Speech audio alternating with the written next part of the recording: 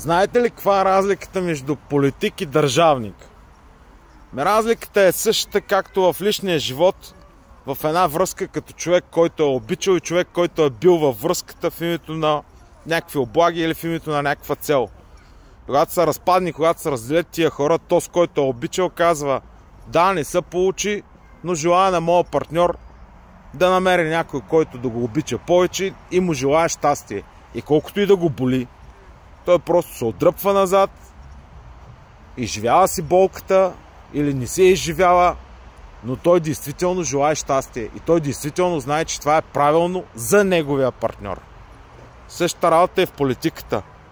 Човек, който е политик, влиза в политиката в името на партията си, в името на електората си, в името на себе си, но не и в името на държавата си.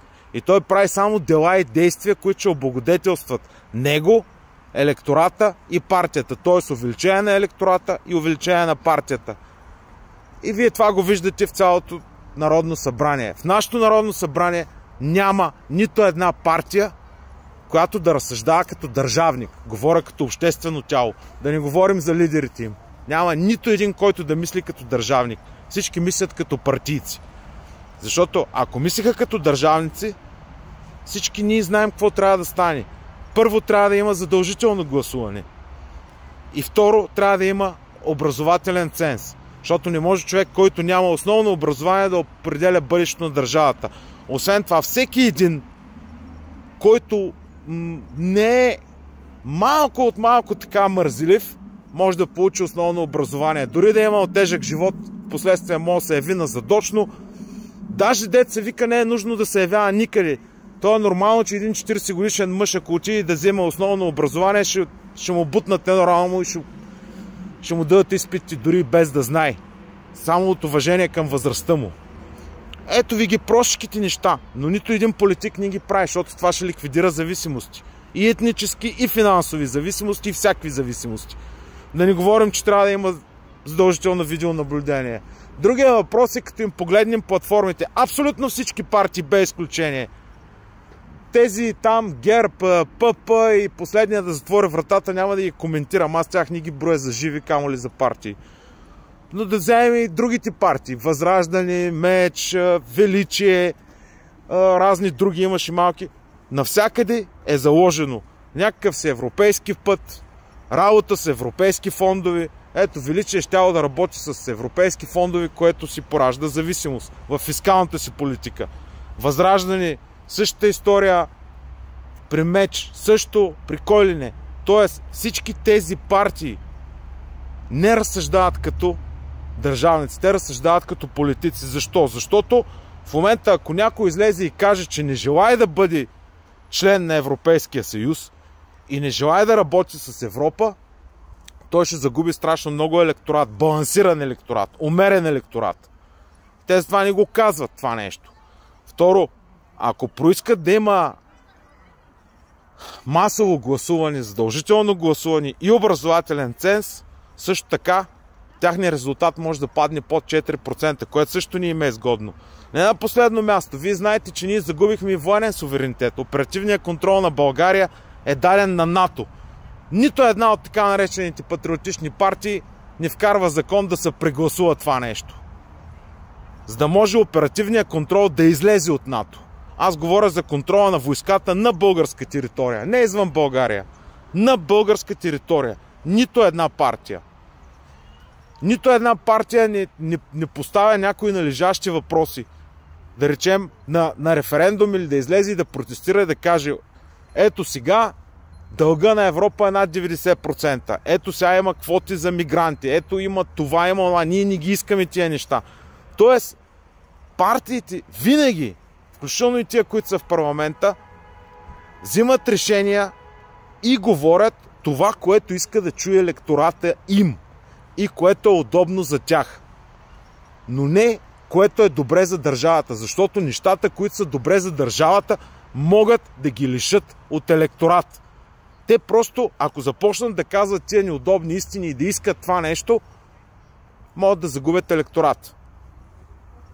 И това е крайно неправилно, защото нашата държава ще се оправи, когато Имаме партия, която се държи като държавник и лидера е държавник. И говори и иска неща, които са добре за държавата, но те могат да бъдат зле за партията му като цяло. Аз, например, съм категорично против да правя неща, които ще ми донесат гласове или които биха ми дали някаква власт в името само на властта. Защото първо това е против моите принципни убеждения, второ, пак казвам, нито властта е самоцел, нито държавното управление е самоцел.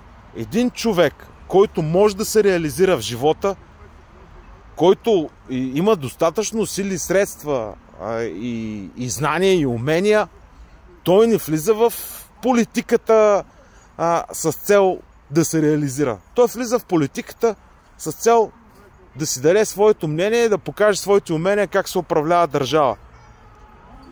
И от тази гледна точка просто за това в момента виждаме изключително много политици, но нито един държавник, който е в Народното събрание.